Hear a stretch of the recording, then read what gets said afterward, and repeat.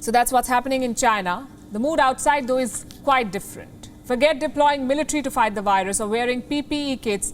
Outside China, the world is walking mask-free. Our world is dialing down COVID precautions. The popular opinion is that the pandemic is over. Not scientific opinion, let me say, but popular opinion.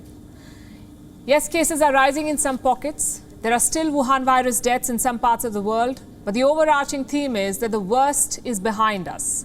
So Germany is letting people walk around even if they have the Wuhan virus. Even if you test positive in Germany, you do not have to isolate anymore. In India, you won't be fined for not wearing a mask. British Airways says its passengers don't need to wear masks on board. So does Virgin Atlantic. But what does all of this mean for you? Should you start traveling maskless? Should you go back to living your life free of masks? There is no mandate forcing you to keep that mask on. There is no fine either. But there is fear. Fear of the Wuhan virus, fear of being infected, fear of being hospitalized. Basically, reliving that hellish cycle that we've all been through. That fear is very much there. And a lot of people today are suffering from this peculiar fear. The American Psychological Association is calling this the no mask anxiety. People are uncomfortable going maskless. They may be ditching the mask while driving or while interacting with colleagues at safe and sanitized spaces, but outside their comfort zones, like in malls or at airports, people are scared to take off their mask. This selective masking does not have any scientific basis, but there's nothing that people can fall back on either. All we have are mixed signals from countries and corporates. Is it safe to go maskless or is it not? There are no clear answers, no consensus between countries, between friends and families. They're making judgments based on WhatsApp forwards, based on what they're hearing at gatherings. So COVID precaution has become a classic case of to each his own. And such information void rather, can be very dangerous, especially when dealing with a deadly virus. So we decided to clear the air. We decided to give you answers that are credible and that you can rely on. As the world dials down COVID precautions, should you too? Should you keep that mask on or let it go? We asked this question to experts, a lot of them across the world, and they gave us some great news. They said the mask can be put down for now. Doctors believe our world right now is in great shape. People are being vaccinated. People have acquired natural immunity. One doctor said, and I'm quoting, there is nothing to worry about. So what about Omicron? I'm sure some of you have this question in your mind right now.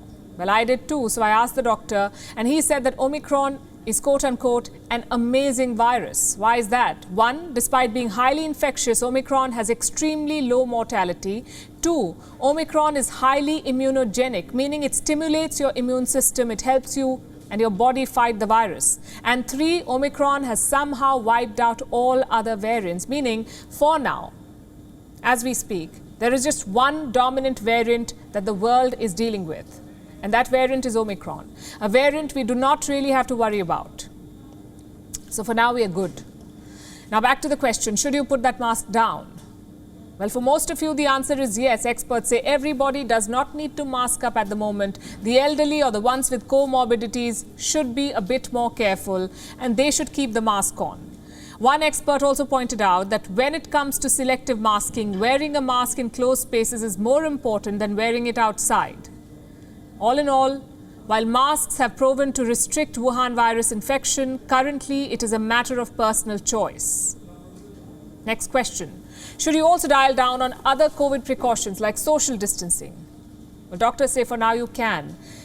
My interaction with experts made me realize one thing, that most of us are convinced that there is nothing we can do to prevent another wave. Not until the whole world is vaccinated, but until that deadlier variant emerges.